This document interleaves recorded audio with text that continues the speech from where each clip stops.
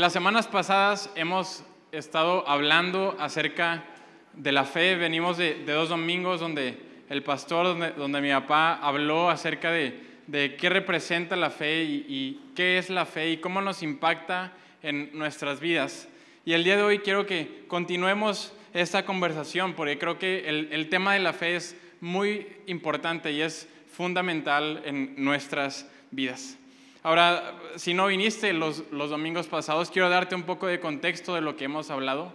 Hemos hablado acerca de qué es la fe y definimos la fe a través de la palabra. Lo leíamos en Hebreos capítulo 11, versículo 1. Es un pasaje bastante conocido que dice: es pues la fe, la certeza de lo que se espera, la convicción de lo que no se ve. La fe es la certeza de lo que se espera, es a lo que estoy esperando, no es a lo que tengo todavía, y es una convicción de aquello que no se ve. No lo estoy viendo, no es algo material que tengo enfrente de mí, pero tengo la certeza, mi esperanza está puesta en aquello que no estoy viendo.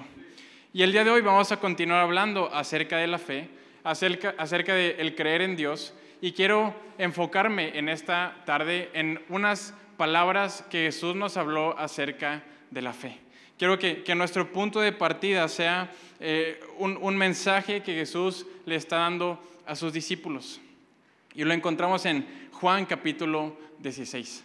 Ahora, para que tengas un poco de contexto de este pasaje, Jesús está hablando acerca del Espíritu Santo y mientras habla del Espíritu Santo también nos va a hablar acerca de la fe. Así que Jesús en Juan capítulo 16, versos del 7 al 11, vamos a leerlo, dice Jesús hablando: pero yo les digo la verdad, les conviene que yo me vaya, porque si no me voy, el Consolador, refiriéndose al Espíritu Santo, no vendrá a ustedes. Y si yo voy, se lo enviaré. Cuando Él venga, convencerá al mundo de pecado, de justicia y de juicio. En cuanto a pecado, porque no creen en mí. En cuanto a justicia, porque me voy al Padre y no me verán más. Y en cuanto a juicio, porque el príncipe de este mundo ha sido juzgado. Y estos pequeños, estos breves pasajes, estos versículos de Jesús, creo que nos apuntan a una verdad sumamente importante acerca del Espíritu Santo y acerca de nuestra fe. Y quiero que los vayamos desglosando poco a poco. Si regresamos al versículo 7, Jesús comienza diciendo: pero yo les digo la verdad, les conviene que yo me vaya, porque si no me voy, el Consolador no vendrá a ustedes, y si yo voy, se lo enviaré o se los enviaré. Y la palabra que aquí está utilizando Jesús para describir al Espíritu Santo es la palabra de Consolador. Y cuando vamos al griego, en el original en el que fue escrito este pasaje, encontramos que esta palabra significa no solo consolador, sino significa alguien que te apoya, alguien que te da dirección, y bien puede ser traducido también como un abogado defensor. Y me encanta cómo Jesús primeramente nos presenta al Espíritu Santo como nuestro intercesor. Él es nuestro consolador, nuestro confortador. El Espíritu Santo es nuestro abogado defensor. Podemos pensar en un abogado que en medio de un juicio nos está defendiendo, nos está guiando. Yo lo único que sé de derecho es jurisprudencia y esa es una palabra que solo conozco, pero el Espíritu Santo es tu abogado defensor que te guía en ese proceso. Y esto es sumamente importante porque Jesús continúa hablando del Espíritu Santo y en el siguiente versículo, versículo 8, Juan 16, 8 dice: cuando Él venga, convencerá. ¿Cuando Él venga qué? Convencerá al mundo de pecado, de justicia y de juicio. ¿Qué es lo que el Espíritu hace? ¿Cuál es la misión o cuál es una de las misiones del Espíritu Santo? Él nos convence. Convence al mundo de pecado, de justicia y de juicio. Ahora, muchas veces cuando tú y yo pensamos en la palabra convencer, quizás nos imaginamos en una convicción, en una creencia personal, una creencia individual, quizás es una convicción emocional. Yo lo siento, yo lo creo. Yo puedo decirte, por ejemplo, estoy convencido que anoche me cené un taco de más y me cayó bien pesado. Estoy totalmente convencido de ello. Y nos habla de una convicción de creencia, de algo personal e individual. Pero cuando Jesús habla acerca de que el Espíritu Santo nos convence, tiene una implicación más grande. No solo está hablando de convencernos emocional o personalmente. La palabra convencerá que se está utilizando tiene implicaciones más grandes, tiene implicaciones legales. Podríamos verlo de esa manera. Pues el convencer se refiere a mostrar o a exhibir la maldad. Convencer se refiere a mostrar o exhibir la maldad. Ahora, convencer en este sentido tiene que ver con alguien que, imagínate nuevamente esta escena, estás en un juicio, una persona que ha sido detenida, que ha sido puesta su evidencia, las fotografías, los videos, la evidencia es puesta sobre la mesa, es confrontado contra lo que la ley dice y la persona es encontrada culpable. Ahora, cuando una persona se le demuestra con evidencia, se le demuestra con hechos que es culpable de un crimen, ¿cómo se le conoce a esa persona? Culpable, o también se utiliza la palabra convicto. Ese es un convicto, es una persona que ha sido declarada culpable. Ahora, ¿por qué convicto? Porque convicto o convencer viene de vencer con argumentos. Ha sido vencido con la evidencia que se puso en el juicio, ha sido vencido en cuanto a la ley que dice el Estado o el gobierno, y esa persona ha sido convencida, es un convicto, ha sido vencido con los argumentos. Y Jesús nos está diciendo cuál es el rol del Espíritu Santo. El Espíritu Santo viene a convencer. Ahora, no existe la palabra convictar en el español, no, yo te convicto, no existe esa palabra, pero por eso se utiliza la palabra convencer. El Espíritu Santo nos convence. Ahora podemos imaginar en este sentido, en estos pasajes, al Espíritu Santo como ese fiscal que representa a la ley y representa al gobierno y busca la evidencia y busca al fugitivo para traerlo al juzgado y que sea hecha la justicia. Podemos ver al Espíritu Santo de esta manera. El Espíritu Santo cumple entonces estas dos funciones. Jesús lo presenta como el consolador, pero también como el que nos convence de pecado.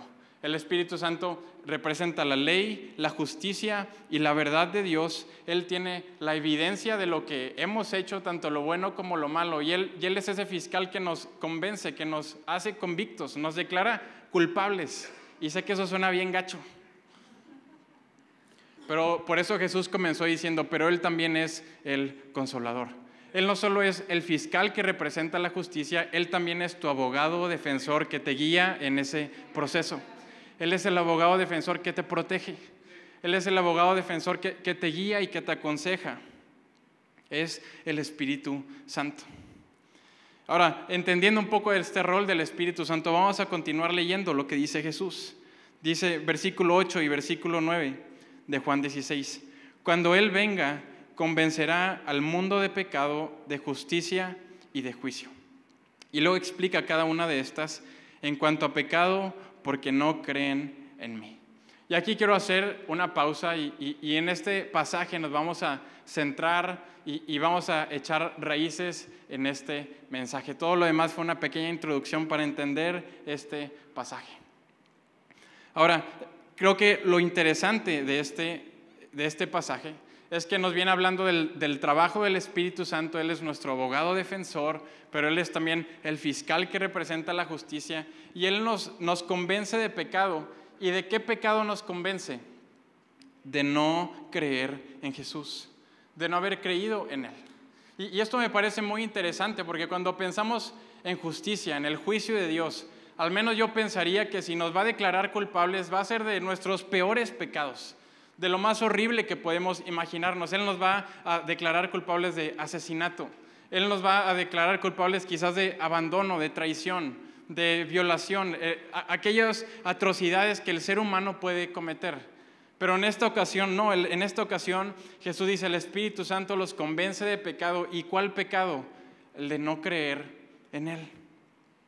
Qué interesante es que Jesús decide centrar el juicio o la convicción del Espíritu Santo en creer o no creer, en cuanto a si tenemos fe o no tenemos fe. Ahora, las semanas pasadas hemos hablado también acerca de la fe en Hebreos capítulo 11, que sin fe es imposible agradar a Dios. Sin fe es imposible agradar a Dios. Y este es un pasaje también sumamente importante, porque no nos dice que la fe es una manera en la que agradamos a Dios, nos dice, sin fe es imposible. Si no tienes fe, ni te imagines que estás agradando a Dios. La fe no es una manera, es la manera en que podemos agradar a Dios. Ahora, yo me acuerdo la primera vez que me topé con este versículo estando un poco más grande, no siendo un niño. Y fue precisamente en un estudio aquí en Aliento, mi papá estaba dando ese estudio. Yo estaba en la universidad y en ese tiempo recuerdo estar batallando con mi fe. Y si te soy muy honesto, recuerdo haber escuchado este pasaje, sin fe es imposible agradar a Dios. Y lo primero que vino a mi mente es, qué injusto. Qué pasaje tan injusto. O sea, por un lado, de toda la creación, nosotros somos los únicos que tenemos que tener fe. Yo no veo a mi perro teniendo que tener fe para cumplir el propósito de Dios. No veo a los árboles teniendo que tener fe para cumplir el propósito por el cual Dios los creó. Los océanos no tienen que desarrollar su fe, pero nosotros aquí tenemos que desarrollar la fe. A fuerzas, es imposible sin fe agradar a Dios. Pero también lo pensaba de esta manera. ¿Por qué Dios no puede ver mis acciones? ¿Por qué mi relación con Dios depende y opera con la fe y no con mis acciones? ¿Por qué tengo que, entre comillas, abandonar lo racional y entrar y dar un paso de fe para poder agradar a Dios? ¿Por qué Dios nos orilla a tener fe? ¿Qué es lo que a Dios le gusta tanto de la fe que nos orilla a que a fuerzas tengamos que ejercitarla? ¿Será que Dios es como esos papás que dice, pues porque soy tu papá y se acabó? Yo en lo personal creo que Dios tiene un propósito más grande del por qué Él quiere que desarrollemos nuestra fe. Este pasaje nos muestra el enorme peso que tiene nuestra fe. La fe tiene la capacidad de agradar a Dios. ¿Te imaginas eso? ¿Te imaginas el creador del universo, el creador de todas las cosas? ¿De qué se puede maravillar Dios si Él lo ha creado todo? Pero dice, tienes la capacidad de agradarlo. ¿Cómo? Teniendo fe. Teniendo fe. Pero por otro lado, la ausencia de fe provoca que el Espíritu Santo nos convenza de pecado. Nos hace convictos de pecado. La fe tiene este gran peso en nuestras vidas y en nuestra relación con Dios. Entonces yo quiero que el día de hoy podamos descubrir qué es lo que tiene la fe. ¿Por qué la fe es el vehículo que Dios escoge para relacionarse con nosotros? ¿Qué es lo que la fe tiene y qué impacto tiene en nuestras vidas que Dios lo escogió como la única manera en que podemos relacionarnos con Él? Pues lo primero, número uno, lo primero que la fe nos da o lo primero que la fe nos otorga es que la fe nos da salvación. La fe nos da salvación. Vamos a leer Efesios capítulo 2, versículos 8 y 9. Nos dice el apóstol Pablo hablando, dice, porque por gracia ustedes han sido salvados mediante la fe. ¿Mediante la qué? La fe. Han sido salvados mediante la fe. Esto no procede de ustedes, sino que es el regalo de Dios, y no por obras para que nadie se jacte. O resumiéndolo han sido salvados mediante la fe y no por obras para que nadie se jacte. Ahora, esta perspectiva puede luchar un poco contra lo que quizás nos han enseñado en nuestra cultura.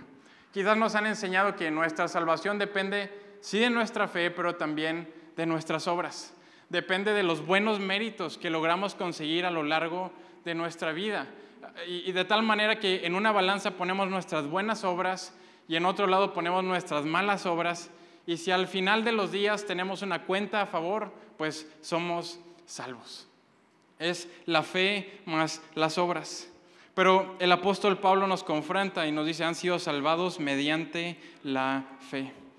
Hay quienes inclusive argumentan utilizando la Escritura. Es que la Biblia dice que somos salvos por las obras.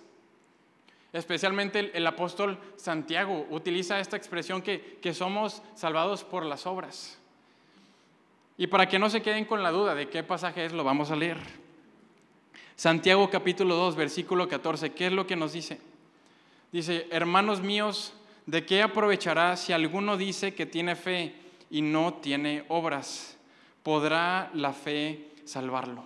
Y aquí pareciera que el apóstol Santiago está cuestionando, ¿realmente uno puede ser salvo solo por la fe? ¿Realmente la fe es suficiente para que tú recibas salvación? Pero incluso Santiago continúa y se pone todavía más duro. En los siguientes versículos, Santiago 2, versos 20 y 21, continúa hablando y dice, ¿mas quieres saber, hombre vano, que la fe sin obras es muerta? ¿No fue justificado por las obras Abraham? ¿Por las qué? Por las obras Abraham, nuestro padre, cuando ofreció a su hijo Isaac sobre el altar. Ahora, hay quienes leen estos pasajes y pueden llegar a una de dos conclusiones. La primera es, ¿sabes qué? Esa enseñanza de que somos salvos solo por la fe está equivocada. Como que les faltó agregar esta parte de Santiago donde dice que por las obras somos salvos. Una segunda perspectiva, llegan a la conclusión que dice, Pablo está enseñando que somos salvos solo por la fe y Santiago no lo entendió. Santiago está enseñando que somos salvos por las obras. Lo que estamos viendo es una contradicción en la Biblia. Y al haber una contradicción hay un error, y al haber un error en la Biblia, eso significa que esa no es la palabra de Dios. ¿Te das cuenta de lo que está en juego en estos pasajes con respecto a la interpretación que les demos? Es una contradicción, entonces esta no es la palabra de Dios. Felicidades por intentarlo, pero no lo lograron. Pero la mejor manera de entender la Biblia, ¿cuál es? Leyendo la Biblia. La Biblia nos presenta con pasajes sencillos y nos resuelve y nos explica los pasajes complicados. Así que vamos a ver qué es lo que la Biblia nos dice respecto a este sentido. Y vamos a regresarnos a Hebreos capítulo 11, verso 17. Hebreos capítulo 11, versos 17 dice, por la fe Abraham. ¿Por la qué? La fe. Por la fe Abraham, quien había recibido las promesas, fue puesto a prueba y ofreció a Isaac, su hijo único. Aquí el autor de Hebreos nos está hablando de la misma obra que Santiago estaba describiendo. La misma obra que está argumentando que le da salvación a Abraham.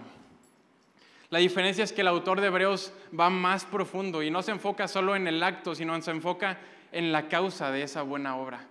¿Qué fue lo que ocasionó esa buena obra? ¿Qué fue lo que ocasionó esa buena acción de Abraham? La fe.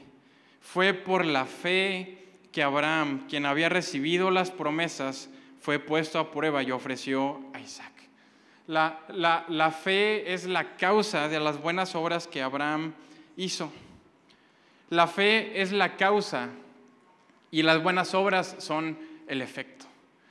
La fe es la causa de la salvación y las buenas obras son el resultado de haber sido salvados. ¿Cómo podemos entender a Santiago bajo esta enseñanza de que somos salvos solo por la fe? De que sí, Santiago tiene razón, de que ciertamente las obras son parte de la salvación, pero no como la causa de la salvación, sino como el efecto de la salvación. Es el efecto, es la consecuencia de que hemos sido salvos. Podemos ver las buenas obras como el fruto de nuestra salvación. Es el resultado. Como dijeron algunos reformadores en el siglo XVI, dijeron, somos salvos solo por la fe, pero no es una fe que está sola. ¿Y a qué se refiere esto? No está sola. ¿Por qué? Porque es acompañada de los frutos, es acompañada de las consecuencias, es acompañada del efecto de las buenas obras. Ahora, como todo fruto, las buenas obras requieren tiempo. Si el día de hoy tú y yo nos salimos aquí al parque que va a estar bien caliente y nos vamos a dar un golpe de calor y plantamos unas semillas, no podemos esperar que en 3 minutos nos dé limones. Los frutos toman tiempo. Las buenas obras toman tiempo. Entonces, con este entendimiento podemos, por ejemplo, voltear a ver al ladrón que fue crucificado al lado de Jesús. Es el ladrón que durante toda su vida cometió errores y lo llevaron al final de sus días a robar, a ser condenado y a ser crucificado al lado de Jesús. En el último instante de su vida, este hombre se arrepiente. Este hombre cree en Jesús. Este hombre es salvo. Pero este hombre no alcanza a hacer buenas obras. No le da el tiempo para bajarse de la cruz e ir y servir a su familia. No le da el tiempo para bajarse de la cruz e ir a servir con el equipo de voluntarios de su iglesia local. No le dio el tiempo para bajarse de la cruz y ayudar a la señora de la tercera edad a cruzar la calle. No le alcanzó el tiempo para dar buenas obras, pero aún así fue salvo. ¿Por qué? Porque las buenas obras son solo la consecuencia y no la causa de la salvación. Ahora quiero mencionar otro ejemplo, porque a lo mejor decimos, ok, mis buenas obras no me van a dar la salvación, pero las obras religiosas o las obras que tienen que ver con Dios, esas sí me dan salvación. O sea, el leer la Biblia, el venir a la iglesia, el escuchar la palabra, el adorarlo, eso es lo que me da salvación. Pero realmente esas obras nos salvan. Es que practicando las ceremonias en la iglesia, practicando de la Santa Cena, practicando de los elementos de la comunión, practicando de lo que algunas tradiciones llaman sacramentos, como el bautismo. Es que somos salvos por el bautismo, la Biblia lo dice. Somos salvos por el bautismo. ¿Cómo entonces es por obras o es por fe?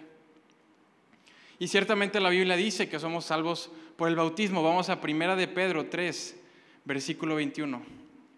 1 de Pedro capítulo 3, verso 21 nos dice: el agua del diluvio simboliza el bautismo que ahora los salva a ustedes. ¿Que ahora los qué? Los salva a ustedes. Hay quienes también citan las palabras que Jesús le dijo a Nicodemo en Juan capítulo 3. Le dijo, para que entres al reino de Dios es necesario que nazcas de agua y que nazcas de espíritu. Y argumentan que Jesús está hablando acerca del bautismo, porque el bautismo salva, lo acabamos de leer. Ahora, ciertamente estoy de acuerdo que cuando Jesús habla que hay que nacer de nuevo, se está refiriendo al bautismo. Pero si el bautismo también salva, ¿cuáles son los elementos del bautismo? ¿Qué es lo que está en el bautismo que nos trae salvación? ¿Acaso es el agua en el que te bautizaste? Si es agua dulce o salada, si estabas en una alberca o en un río, o si el que te bautizó oró ese día o no oró. ¿Qué es lo que nos da la salvación? ¿De qué está compuesto el bautismo? En Hechos capítulo 19, versículo 4, recibimos esta respuesta. ¿De qué está compuesto el bautismo? Pablo les explicó. Juan bautizó con un bautismo de arrepentimiento. ¿De qué? De arrepentimiento. Y le indicaba a la gente que creyera. ¿Que qué? Que creyera en el que vendría después de él, es decir, en Jesús. El bautismo está compuesto por arrepentimiento y por aquel que crea. O dicho de otra manera, el bautismo está compuesto de dos elementos, de número 1, arrepentimiento, y número 2, de fe. Es necesario creer en Jesús, que es el Hijo de Dios. Ciertamente el bautismo nos salva, pero el ingrediente de la fe en el bautismo es lo que trae salvación a nuestras vidas. Quiero explicártelo con un ejemplo. Yo el día de hoy puedo decirte que en la mañana, tuve un chorro de tiempo en la mañana, y me desayuné un plato de avena con fruta, con nueces, le puse miel porque estoy haciendo ejercicio. Y luego, segundo tiempo, unos tacos de barbacoa con salsa verde, porque la roja es pecado en la barbacoa. Tortilla de maíz, para que la harina no le robe protagonismo. Y finalmente un café y unas empanadas de cajeta. Ahora, es que me gusta comer, la verdad. Ahora, yo puedo decirte, mi desayuno tuvo proteína y estaría totalmente en lo correcto. Mi desayuno tiene proteína, pero puedo ser más específico y puedo decirte, los tacos en mi desayuno me aportaron proteína. O puedo ser todavía más específico y decirte, no fue la tortilla, ni fue la salsa, ni fue la cebolla, es la carne en los tacos, en mi desayuno me aportaron proteína. De la misma manera podemos afirmar, ¿el bautismo salva? Pues claro que el bautismo salva, la Biblia lo dice. Pero podemos ser todavía más específicos y decir, la fe en el momento de practicar el bautismo trae salvación a nuestras vidas. porque la salvación viene por la fe. Viene solamente por la fe. Han sido salvados mediante la fe y no por obras, para que nadie se jacte. ¿Por qué a Dios le interesa tanto que nos desarrollemos con Él mediante la fe? Porque es mediante la fe que recibimos salvación. Porque es mediante la fe que recibimos salvación. ¿Qué más recibimos mediante la fe? ¿Por qué Dios quiere que desarrollemos nuestra fe? Número 2, porque la fe nos trae justificación. Número 2, la fe nos trae justificación. Vamos a leer Gálatas capítulo 2, verso 16. Dice lo siguiente: sin embargo, al reconocer que nadie es justificado por las obras que demanda la ley, sino por la fe en Jesucristo, también nosotros hemos puesto nuestra fe en Cristo Jesús. ¿Para qué? Para ser justificados por la fe en Él y no por las obras de la ley, porque por estas nadie será justificado. Ahora, ¿qué diferencia hay entre ser salvo y ser justificado? ¿Qué diferencia hay entre la justificación y la salvación? Podemos entender la salvación como disfrutar eternamente de la presencia de Dios a su lado. Esa es la salvación, porque Él es el paraíso, Él es la fuente de bondad, Él es la fuente de paz. Por lo tanto, salvación es disfrutar de la presencia de Dios eternamente. ¿Y qué es la justificación? Regresando al lenguaje y al ejemplo del juicio que Jesús está utilizando, si el Espíritu Santo es el fiscal, pero también es el abogado defensor. ¿Qué es la justificación? La justificación es la declaración y es el proceso legal mediante el cual alguien es declarado justo. Es decir, yo tengo equivocaciones, he cometido errores a lo largo de mi vida, he pecado a lo largo de mi vida, Dios quiere que yo sea salvo con Él, pero ¿cómo es que puedo ser declarado justo mediante la justificación? ¿Y cómo recibimos la justificación? Mediante nuestras buenas obras, mediante los méritos que vayamos acumulando en nuestras vidas. No, inclusive la justificación es por la fe. La justificación inclusive es dada por la fe. La justicia de Jesús es puesta sobre nosotros y el instrumento por el cual la justicia de Jesús es puesta sobre nuestra vida es la fe. La fe es el vehículo por el cual recibimos la justicia de Jesús. Ahora, lo único que puede justificarnos no son ni nuestras buenas obras, ni nuestros méritos, ni nuestras buenas intenciones o pensamientos. Es la vida de Jesús. Es la justicia de Jesús en nuestra vida. ¿Por qué? ¿Por qué nuestras obras no son suficientes? ¿Por qué nuestras buenas intenciones no son suficientes? Porque estamos hablando del Dios que es eterno. El Dios que es eterno. El Dios que es eternamente perfecto. El Dios que es eternamente justo y el Dios que es eternamente santo.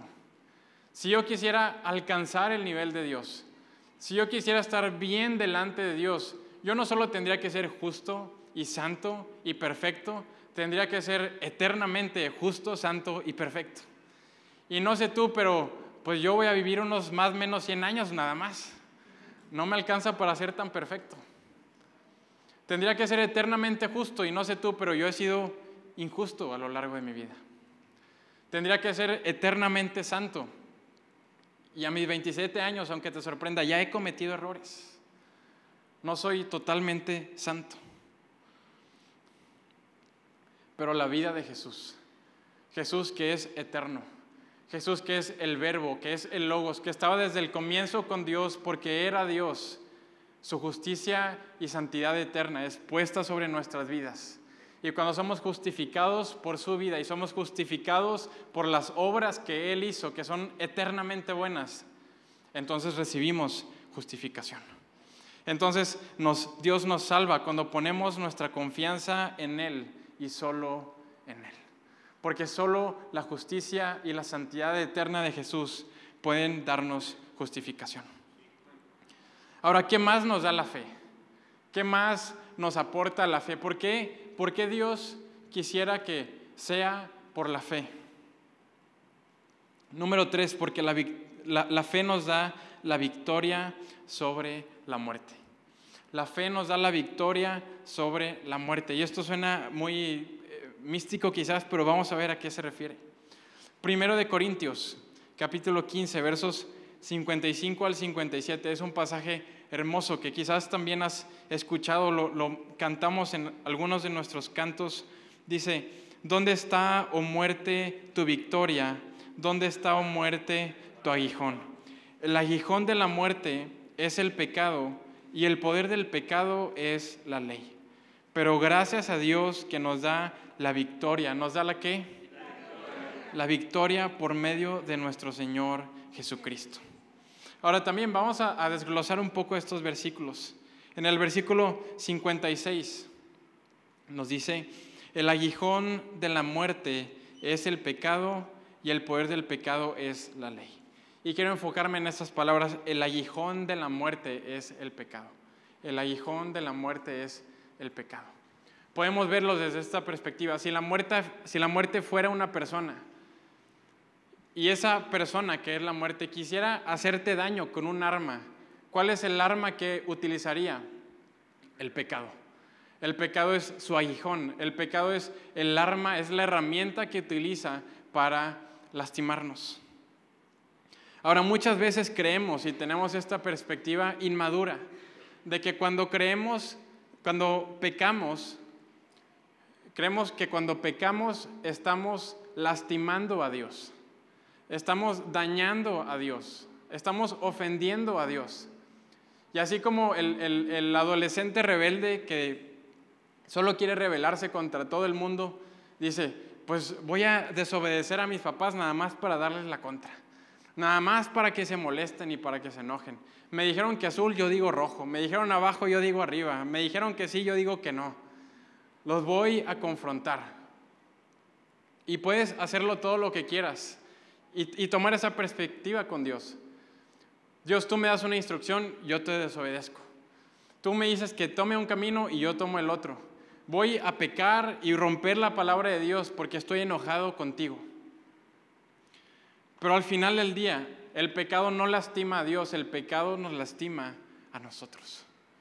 El pecado nos lastima a nosotros. Ciertamente Dios se duele, pero no porque le esté lastimando a Él, sino porque a su creación está siendo dañada por el pecado. Podemos verlo también desde esta perspectiva. El pecado es el aguijón, el pecado es el instrumento. ¿Cómo la muerte, si fuera una persona, cómo siembra muerte en tu vida? A través del pecado. La Escritura dice que Dios siembra su palabra en nosotros, o siembra vida en nosotros. ¿Cómo? A través de su palabra, a través de su Escritura. ¿Cómo la muerte se siembra en nosotros? A través del pecado. De tal manera que cometemos un pecado e ingresa un poco de muerte a nuestro interior. Decimos mentiras, ingresa un poco de muerte, entra un poco de veneno a nuestra vida.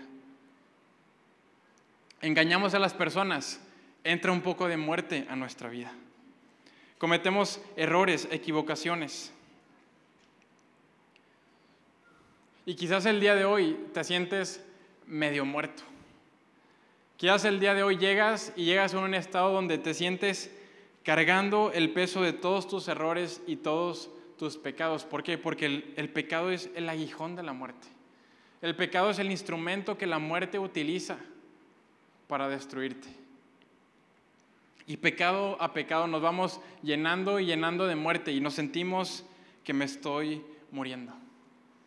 Hay personas que han llegado a aliento porque en sus casas sentían que se estaban muriendo y ¿sabes qué? Tengo que acercarme a Dios porque siento que me estoy muriendo. Fui al psicólogo y me dijo que no tenía nada. Fui al psiquiatra, me dijo que no tenía nada. Me mandó al doctor, me dijo que no tenía nada. Me mandó a la iglesia el doctor. Díganme qué tengo, me siento que me estoy muriendo. Es una historia que hemos escuchado repetidas veces. Pero también hay otras personas que en su vida están a todo dar, sin preocupaciones, para que le eches así una piedrita a su zapato para que se incomode tantito. Están como si nada estuviera ocurriendo y solamente llegan a la iglesia y empiezan a sentir como que se mueren. Empiezan a sentir ese peso de la muerte y del pecado. Y ¿sabes algo? Yo lo celebro. Yo celebro que te sientas así. ¿Por qué? Porque el corazón endurecido nunca reconocerá el pecado. El corazón soberbio nunca reconocerá el pecado. Pero ¿qué decíamos que hacía el Espíritu Santo? El Espíritu Santo nos convence de pecado. Amigos, si tu vida estaba perfecta emocionalmente y te acercaste a la palabra de Dios y te comenzaste a sentir que te morías, es el Espíritu Santo obrando en tu vida. Es el Espíritu Santo trayendo convicción a tu vida de que tienes que cambiar, de que hay que hacer cambios en tu vida. Mi amigo, ¿quieres comprobar que Dios existe? Hasta a veces no va a ser con un milagro bonito, a veces va a ser haciéndote sentir que te mueres, quitando la anestesia que este mundo, que el pecado nos da, para que sintamos el veneno que el pecado da a nuestras vidas. Ahora, ¿cuál es la buena noticia de todo esto? Que recibimos convicción, recibimos quizás ese sentimiento, pero recibimos también la victoria. Capítulo 57, ¿dónde está, oh muerte, tu aguijón? ¿Dónde está, oh muerte, tu aguijón? Verso 57, pero gracias a Dios que nos da la victoria por medio de nuestro Señor Jesucristo. Él no nos deja. Si vas a alabar a Dios, alábalo con todo.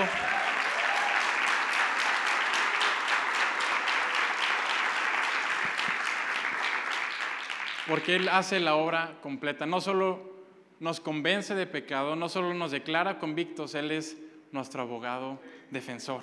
Él nos guía, Él nos protege. Pero quiero también detenerme en otra palabra. Dice que nos da la victoria. Gracias a Dios que nos da la victoria. Esa es una palabra también sumamente interesante. El apóstol Pablo escribe esta carta, la escribe en el idioma griego, y la palabra que utiliza es la palabra nikos. Y nikos significa victoria, o lo traducimos como victoria, pero nikos es una victoria muy especial en el lenguaje y en la cultura griega, porque nikos era la victoria que solamente los dioses tenían. Los seres humanos, los mortales como tú y como yo, nunca podríamos aspirar a la victoria nikos, porque somos imperfectos, porque al final del día nos morimos, pero los dioses y aquellos héroes de la mitología griega alcanzaban este nivel de victoria. Otro punto interesante es que de esta palabra nikos viene la palabra Nike, o en inglés Nike o Nike, y de ahí sale la marca de ropa deportiva. Y todo su espíritu y todo su sentimiento es victoria, triunfo, porque viene de esta palabra, la victoria que solo los dioses alcanzaban.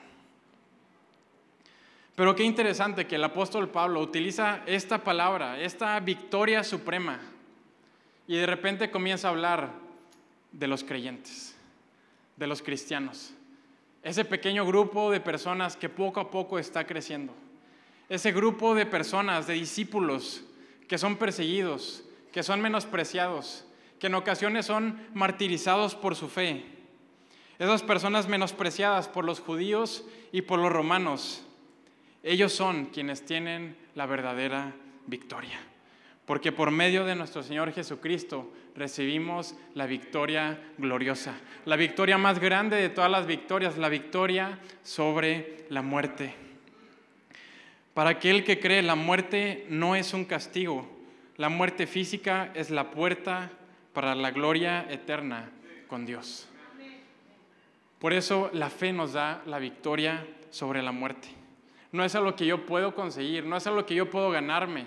Porque a Dios le interesa tanto que yo desarrolle mi fe con Él. ¿Por qué no simplemente se me aparece en mi casa? Ok, ya creo en ti sin fe. Porque Él quiere que venzamos la muerte, y la muerte solo se vence a través de la fe. Él nos da la victoria sobre la fe. Y número 4 y último punto, para que no te desesperes. Número 4, ¿qué es lo que nos da la victoria?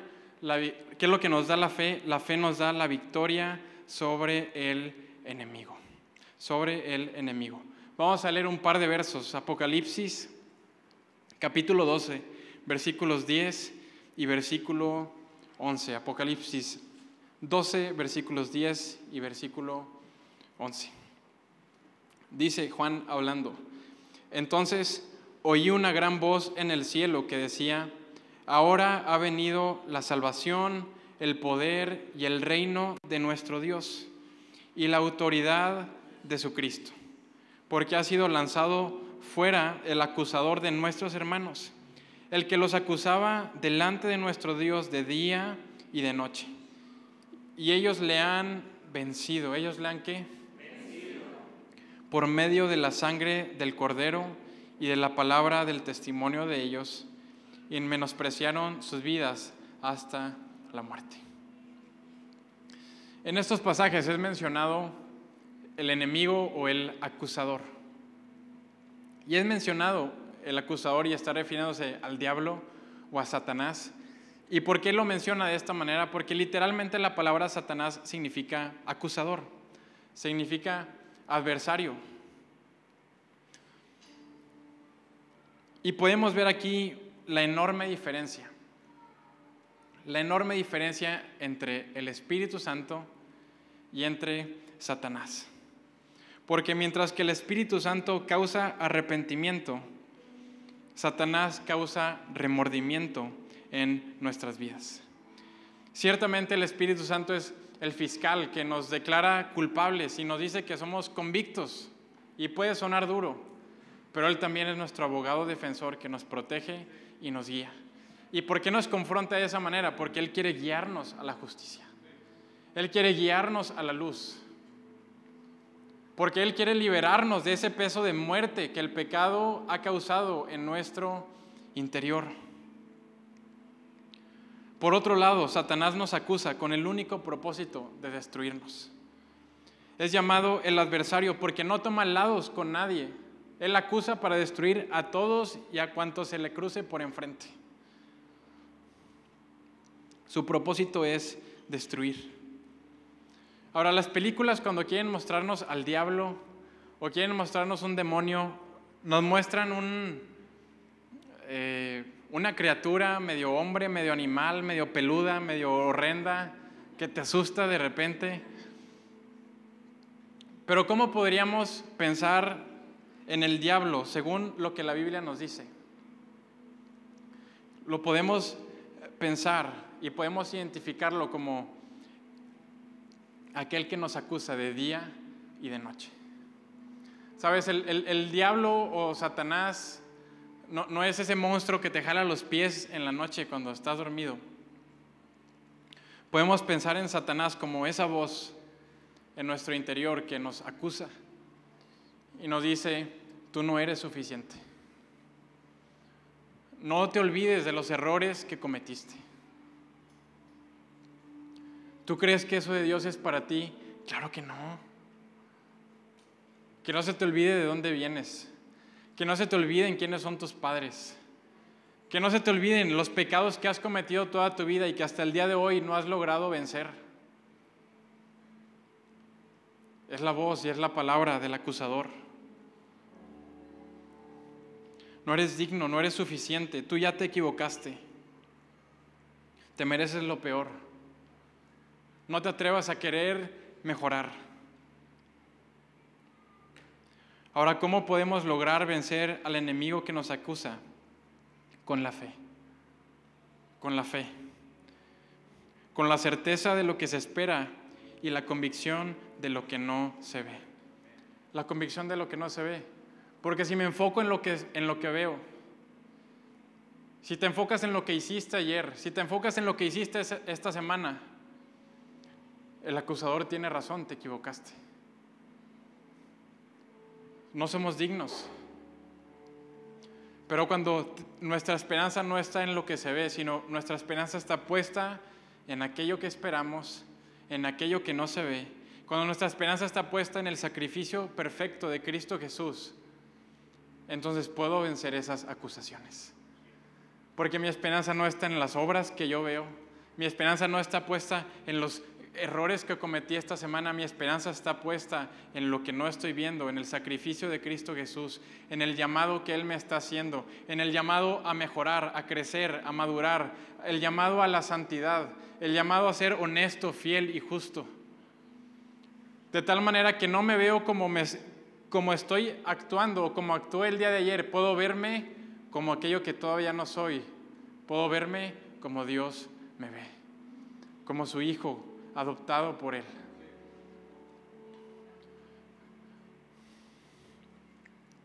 Es a través de la fe que vencemos al acusador. Yo tenía la idea que creer en Dios era algo sumamente difícil. Pero me di cuenta que lo que realmente es difícil es creer en mí. Y no me refiero a un nivel superficial o motivacional, me refiero a creer que la obra de Dios puede ser hecha en mí. Recuerdo en la universidad batallar con creer en Dios. Pero entre más pasa el tiempo, más fácil puedo creer en Dios, más veo el mundo, el universo, la perfección del diseño que tuvo que haber tenido para soportar la vida en este universo. Me resulta más fácil creer en un creador y en un diseñador de este universo, a creer que yo, el imperfecto, yo el que esta semana me equivoqué, puedo ser justificado por la sangre de Cristo Jesús. ¿Por qué Dios quiere que creamos en Él? Porque Él quiere desarrollar nuestra fe y no simplemente eso nos aparece. Porque la fe en Dios entrena tu fe para vencer al enemigo. Si no puedes creer en el Dios que lo creó todo, mi amigo, vas a creer en ti. Vamos a poner nuestra esperanza en nosotros, en un vil pecador, que deja tú los estándares de Dios, que mis propios estándares los rompo, que me propongo levantarme a una hora y me levanto después, que me propongo no echar mentiras y las sigo diciendo, que me propongo caminar en santidad ante Dios y sigo cayendo. No creeré en el Dios que me ha dado la vida, pero creeré y pondré mi esperanza en mí.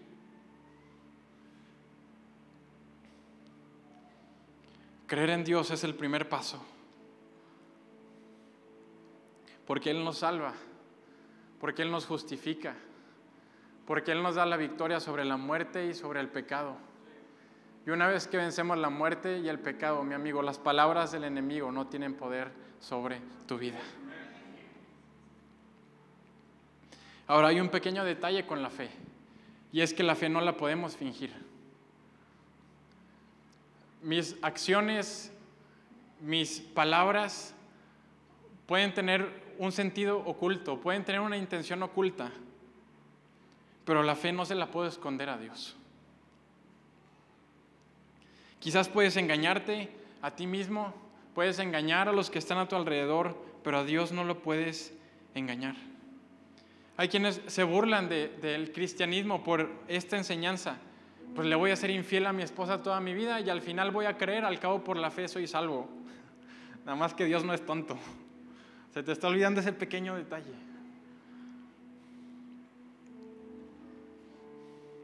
Vivir por fe es vivir bajo la convicción de lo que no se ve. ¿Prefieres lo malo que ves el día de hoy o prefieres lo mejor que todavía no se ve? ¿Te aferras al mal trabajo que tienes hoy o estás dispuesto a sacrificarlo por el mejor trabajo que todavía no ves?